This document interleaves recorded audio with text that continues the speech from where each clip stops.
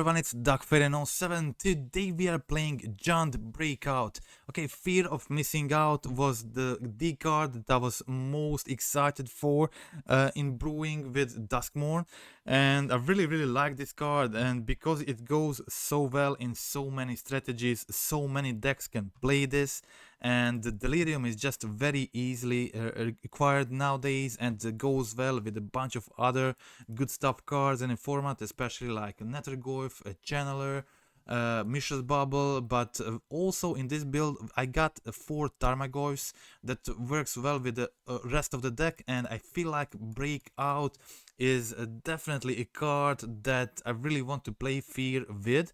Breakout gives a creature you find haste, and Fear works very well with haste, and we also got 2 Arena of Glories here, so got 2 arenas, 4 breakouts, and that is a lot of ways to give Fear haste, and all the hits we hit with the breakout are very strong, so I don't mind hitting the Goyf with the breakout. That is a great hit. So that is a big plus, that our 1-drop is a great breakout hit, and all the other hits are amazing too. We got Fear, of course, we got Tarmogoyf, which works well with the breakout. Immediately when we play breakout, we already have a sorcery in the yard, which is very relevant for the Goyfs. This is, I think, by far the best 8 Goyf build I played so far. And we got Inti, we got DRC, and also I got Scourge of the Skyclays. This may be surprising in this build to have 4 Scourge, once a staple in the MH1 times, and now forgotten modern card. Not seeing much play, but Scourge is very exciting card to play in a breakout deck. This is a 2 mana card that can grow very large, like insanely large. It can be like a 10-10. It's not weird to see it as a 10-10 or even larger. So we have a lot of early threats like Nethergoyf, Channeler, Fear, Inti, Goyf, and then I also have these 4 Scourges that sometimes you will be able to play on turn 2, but you will mostly want to play it on turn 3 or after that. So, but often if you hit it with breakout, it will be possible to put it immediately on the field. But this deck has so many breakout hits. It's like 95% to hit a creature with it, and whatever creature you hit with it in this build, it's very good. Even like hitting the 1-drops like Nethergoyf and Channeler, it's also like pretty good, like hasty Channeler. That's definitely worth 2 mana, especially if you already have Delirium. And okay, so that's all. That is pretty good. Deck works well. I'm very happy with the performance of the deck. And yeah, this is my favorite June build in the last few months. I haven't tried many lately, but I'm very optimistic about not just this one, but a few variants of Jund that is enabled by Duskmourn. This is definitely one of them. I think Fear of Missing Out is going to be good in the breakout build. I always felt for a long time that a breakout build in the June colors missed like at least 1 good hit, and now we have a bunch of very strong hits like Fear, Channeler, Nethergoyf, Scourge, Tarmogoyf. I think like there is space to even explore this option more. Like possibly Asmo could be a decent breakout build. In the past I had some Asmo builds with a breakout I was happy with, so Inti also becomes better in the Asmo build. So Fear of Missing Out, again, good with Asmo, good with Inti, so maybe there's some room to explore there. Maybe I will try that in the future, but for now I really was impressed with this build, and I was impressed with Scourge in this deck. It was large, but maybe maybe I'm thinking like adding 3rd Inti instead of 4th Scourge. Having 4 of them at times felt like maybe I want a different copy of a card that is does something else and it's not just super big. And I think maybe having 3 Inti, 3 Scourge could be my my final decision.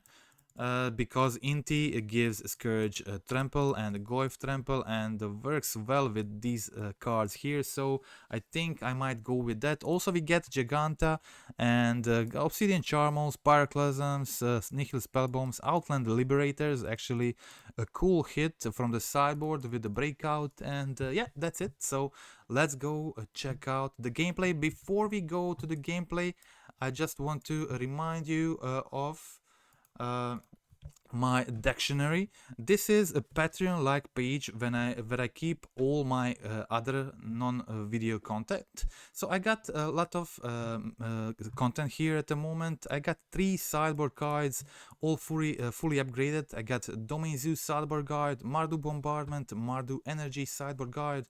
All very relevant lists at the moment, very competitive, and I plan on, after the Duskmourn meta settles, I plan to revise it again, see if I want to make any changes to the list and do the upgrades in the list and in the sideboarding plan. Okay, also recently I added this tips and tricks playing Energy and Zoo, and it is available in the guide tier. All the medium tier subscribers at the moment have option to upgrade to guide tier, paying the difference between the 2 tiers. So for another full month of the subscription, so no need to pay the entire subscription fee if you're upgrading. If you're not upgrading, this is only available in the guide tier category at the moment. So we got all the cyber guides, raw cyber guides in the medium tier, and tips and tricks, long article, 14 pages, 5,300 words in it, with a lot of my thoughts on the gameplay against a lot of relevant matchups in the modern right now. Okay, so that's it. As you can see, a lot of other content here. These 2 guides are not still updated. I'm not sure if I'll be updating them or just making new ones, depending on how relevant they prove to be in the new metagame. But I will definitely upgrade these ones, and I will make new ones. Maybe like I was thinking about Demir Frog, and now when Oculus is printed, I'm testing some Oculus builds. I'm very interested in that deck, and that may be my next one, or the Eldrazi, who knows. Okay, so a lot of other articles here that I made post MH3, that I usually put in the support tier category, available to all the tired subscribers. So that's it. Thank you for the continuous support here on the Decktionary. We can now go check out the gameplay. Okay, so match 1. Match 1, playing second. Hand is nothing special, but I have fear of missing out. Fear can discard redundant lands, make your hand potentially better. Okay, so here I go for turn 1 Surveil. So I find a Fatal Push on top. I decide to put it in the yard, then play the Inti. Inti and Fear enable me to get rid of the cards I don't like in this hand and find the stuff I need. Okay, so my opponent playing some Grixis Saga deck. I have no idea at this moment what exactly it is. They just had Preordain and then Saga and Blood Crypt, so a bit confused at the moment. My opponent makes a construct token and just... Yeah, okay, now I play Totsis, so I get the idea of what are they doing. So they had Kragan, a Yargle deck. I discarded Kragenwick with Totsis, luckily, because they would be able to play it, and had 2 Yargle in hand, so there would be high chance of them hitting well. And here I bolt them face, kill the construct, and now I have a 6, I can also discard card on Inti, which makes this 8 damage, 10 damage, 12 damage, so I have lethal this turn. I did the kill. Yet the cool thing with Inti and Fear, like in this situation, I was able to put counter on my channeler and then untap it with Fear. This lets it attack twice, so I find lethal out of nowhere. Also, Nethergoyf can sometimes just go insane. In this build, be very large, like 1 mana, 6 power creature is super amazing. You can see here that opponent has Yargle in hand, saw it with Bubble, and then I went to attack with Nethergoyf. My opponent decides to block, and they discard double Yargle, but yeah. So this was a mistake. It didn't seem very likely, but maybe I should have played around it.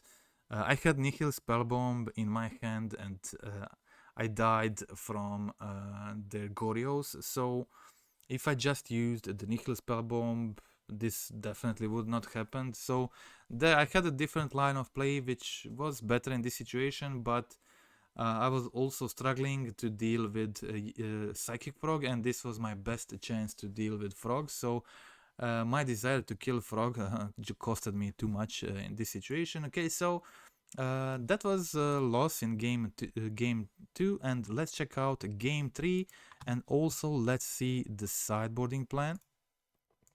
For this one, obviously, we want Nihil Spellbombs. So just taking out one Inti, one Breakout, one Bubble to fit in the spell bombs. Okay, so starting with Channeler, this is pretty good hand.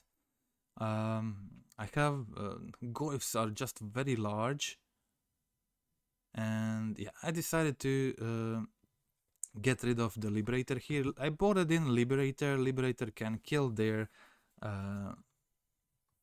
Urza Saga, which can be relevant. Like in this situation, as you can see here, opponent plays a Saga, but I decided I don't need it and that I want to discard it. So I got rid of it last turn. I played the Scourge. Scourge is really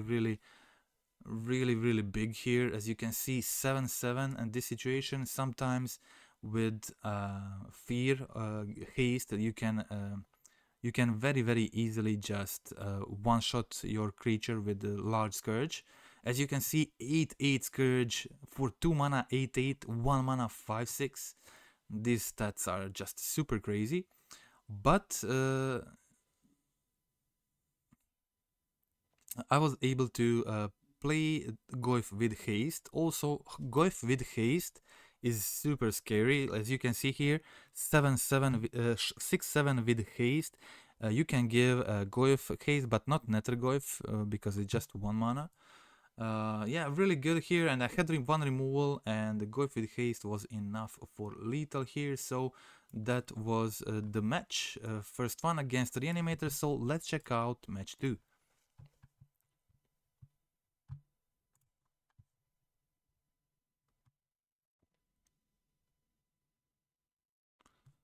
Okay, so mulligan to 6, keeping a decent 6 here. Turn 1 channeler, I have Thoughtseize, I'm playing first, so this is pretty good. I decide to go for a mountain. I have Overgrown Tomb. Okay, so I decide to risk it a bit here. Play the Nethergoyf this turn. This means my opponent can kill it with Bolt if they play Bolt. But yeah, opponent again has Saga here and plays Rumble. So I see Tamio in the yard and Grinding Station. So this means they are the Teamer Grinding Breach deck.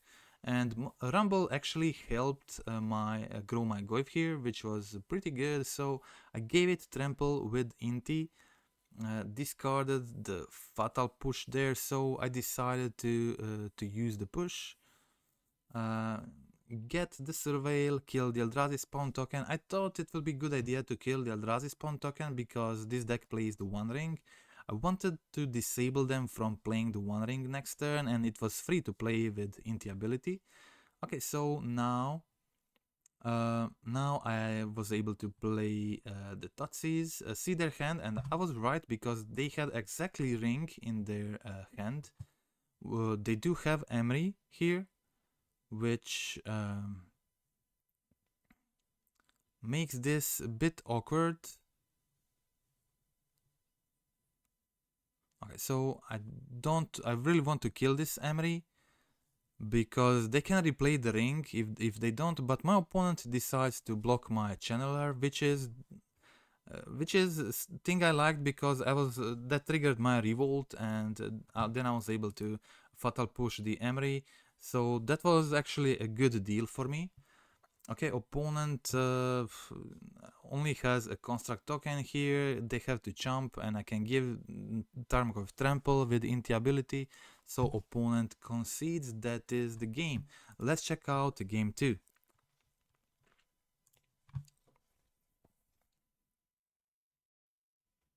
Okay, so in game 2, let's check out the sideboarding plan. I brought in the Molten Collapse. I think Molten Collapse can be very great in this matchup. It can kill a creature, plus can kill stuff like Moxember, Springleaf Drum, whatever 1-mana artifacts that they play in their deck.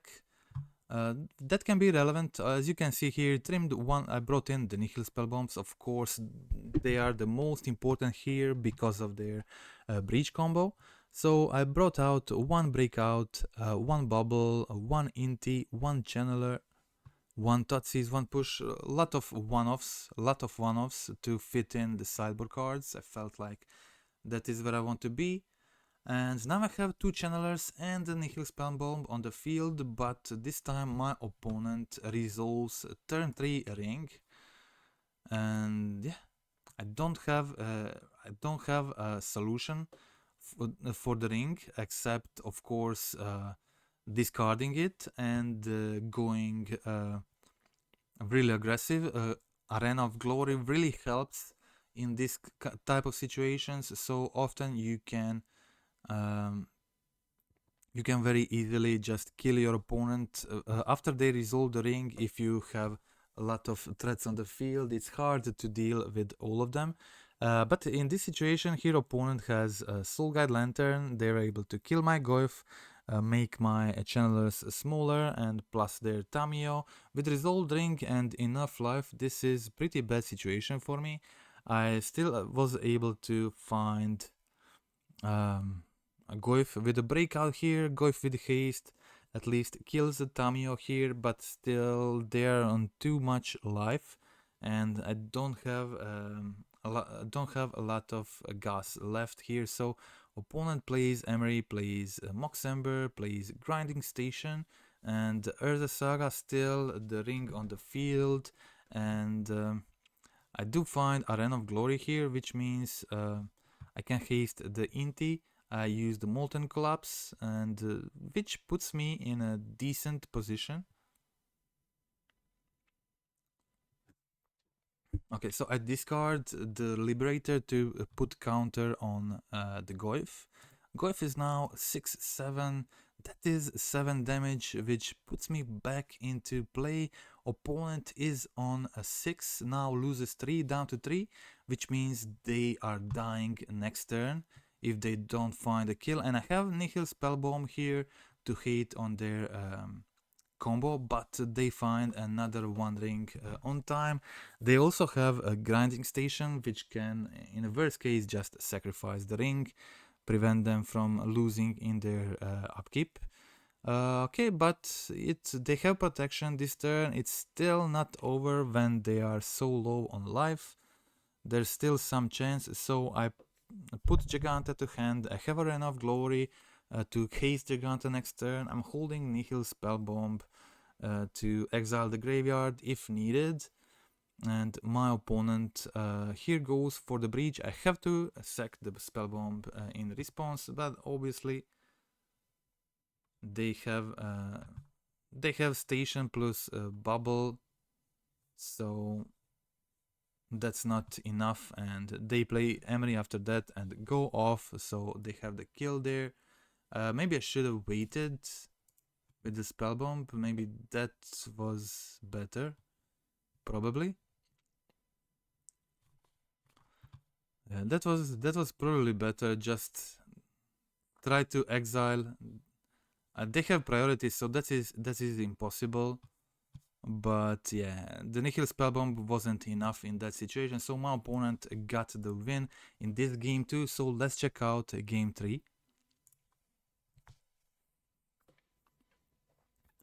Waiting with Nihil Spellbomb was only effective if they did some kind of misplay. Okay, so here game 3 I start with Channeler, Bubble, Inti to Graveyard, and find a Liberator on top. Liberator is much better here when I'm on the play, so I can have this guy 3 mana kill Saga. That's very effective. Opponent, I play turn 2 Scourge here, so potentially on the later turns, if I can haste the fear of missing out, I can untap the Scourge and potentially do a lot of damage with it. So that is always an option. And here you can see I have Arena of Glory, so but I'm missing my Delirium, so I go for the attacks here, kill their Urza Saga, and this attacking is growing my Scourge. Scourge is now a 5/5, so I'm not far away from Delirium. And here I find it, so I'm able to I was able to discard the second Fear, untap my Scourge. I can make my Scourge even bigger here by sacrificing the fetch. My opponent jumps it first time, my opponent is now on a 9, so I attack again, I can make it 8/8, so my opponent definitely wants to jump. So I use the Scourge here and I'm tapping to do a kill here. Opponent now has only 3 mana on their turn. Again, they play Rumble, make Eldrazi spawn a blocker. They have 1 mana for Springleaf Drum, but I have a lot of damage here. Okay, so I keep Fatal Push on top. Fatal Push lets me just kill their only blocker and clear the way. And yeah, that is the match against Temur Breach. Okay, so let's check out match 3.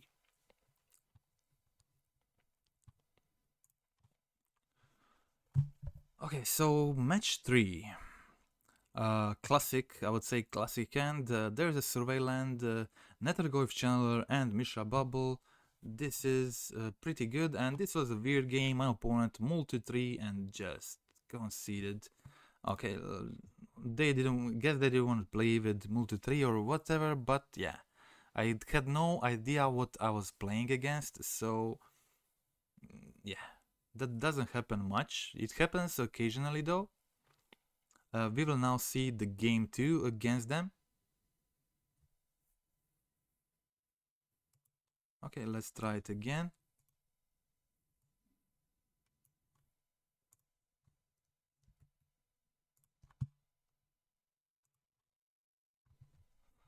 Okay, so here it is. Game 2. So I had no idea what I was playing against, but so I didn't board in anything. I draw in pretty good hand, and it turned out to be Eldrazi's. Okay, so in the previous league when I played against Eldrazi, they had 2 times they had a turn 1 Yugin's Labyrinth into Talisman, into turn 2 Ring, into turn 3 Through the Breach. But yeah, as you can see, also sometimes they mulligan to 3 and concede, so there is that option too. Okay, so here I play double Channeler on turn 2 after turn 1 Totsies, go for the Mishra Bubble and pass the turn.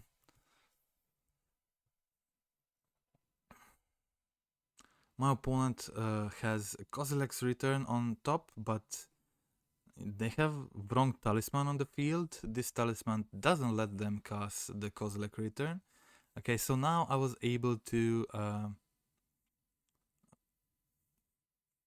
break out, find the fear. Fear already has Delirium and has haste, so I can untap my Dragon Ray Channeler. This yeah, very efficient here. I can already putting my opponent down to 9, which means I have lethal on the field for next turn.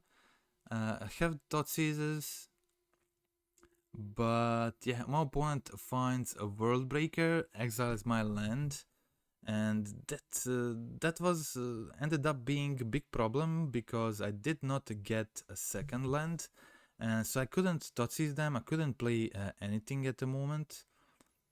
But I was able to bring them down on 2 life. I went for the attacks here since I was forced to attack with Dragon Ray Channeler anyway. And here, so I find another Channeler. If they don't play anything, potentially have the kill for the next turn. But yeah, my opponent finds the Kozilek's command to kill my creature, and now they got these Eldrazi spawn tokens, which means that they have a bunch of blockers here, but at least I was able to kill all the Eldrazi spawn tokens this turn. They had to jump both my Inti and Dragon Ray Channeler, but I guess my opponent didn't know that Inti has Trample, so I just killed them.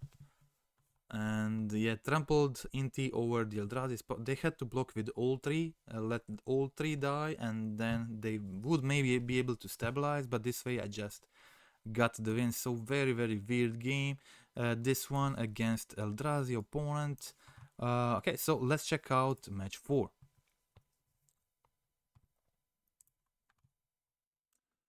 Okay, so in the match 4, this was another 4-1 league. A pretty good performance for the deck. I can't remember now what was the defeat against in the last game, but I had a good hand here. So went turn 1 Channeler, turn 2 I can go for a second Channeler plus Thoughtseize plus Mishra's Bubble. I go for Swamp, play the Bubble, get the Delirium, and unfortunately here my opponent has fire. That fire really was painful. It made no sense to play Thoughtseize before the second channeler. I'm missing Delirium hits, so I kind of had to play that, and the fire was really painful, but I discarded their ring. I got the 2 surveils, so it was still fine. My opponent's hand was good. They had double ending, Force of Negation, and Tidebinder. So I started off with Scourge and the Surveil.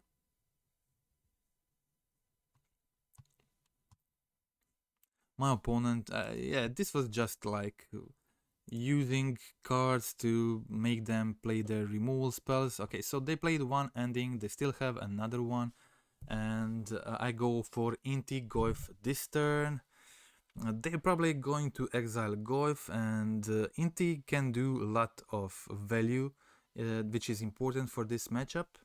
You can see here them ending the Goyf, and now I can play the Fear. Fear also triggers Inti, which is additional value right now.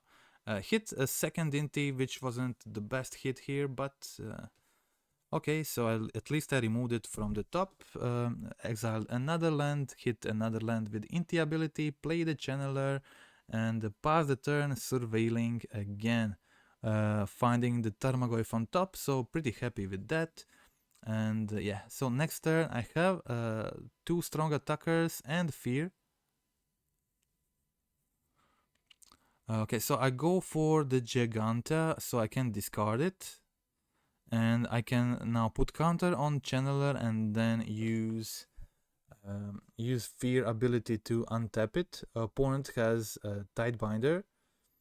So they counter that ability to untap the Channeler, but I had Bolt to kill the Tidebinder, my opponent used the Force of Negation to prevent that. It was still pretty great situation for me. I attack them down to 4, my channeler is a 4/4, and I play Goyf, which means I have 2 little attackers for the next turn, and that is game over. It was I was really aggressive, opponent could not keep up, and I had that Totsies. So yeah, it was a cool game, ended up winning that one, so let's check out game 2.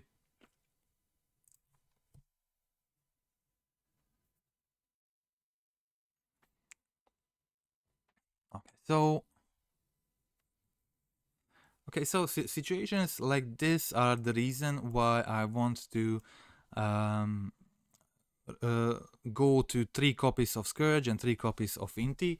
Scourge was often very good card when I played it, and it was like a 2 mana insanely large creature which threatened to finish things immediately with stuff like Inti and Fear on the field.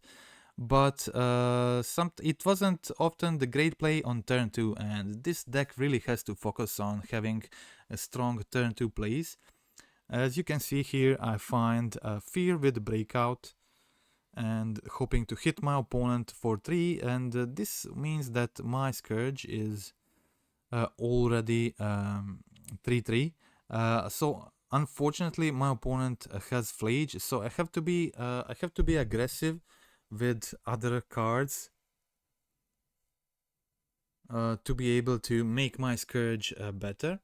And as you can see here, I can go for Totsies, and I can go Bolt Face, play Scourge, but I decided, yeah, they still have removal and they still have another Flage in hand, so that wasn't option at the time. So I played my other spells first and then saved Flage for later, save Scourge for later.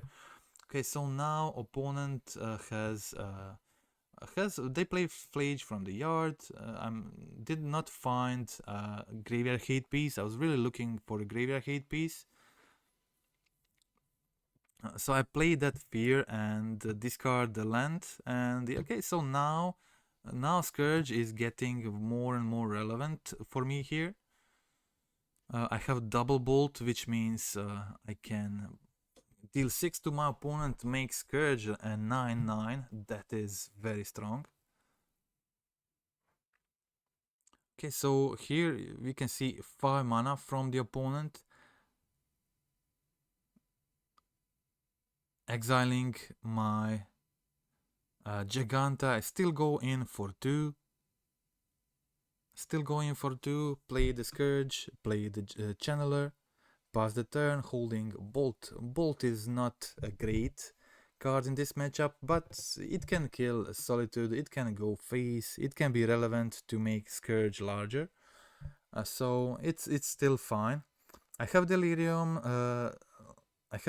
and the Scourge is very large here, so with Fear it can be a big problem for the opponent. Opponent plays the Prismatic Ending, passing the turn. They have Pyroclasm in their hand, which is pretty useless. Okay, so I go try to I did not target the Scourge for the untap. I was counting on them having something, so I untapped the Fear, and this way I was able to kill the Wandering Emperor. Unfortunately, they now again had enough cards in the yard to escape Flage. Yeah, that was pretty bad for me. Escaping Flage again, and a lot of my creatures have 3 toughness, so they were able to kill the Fear and then kill the Channeler if needed, Celestial Purge, the Scourge, and yeah, that was it. That was too much. They just had it all this one. So let's check out game 3.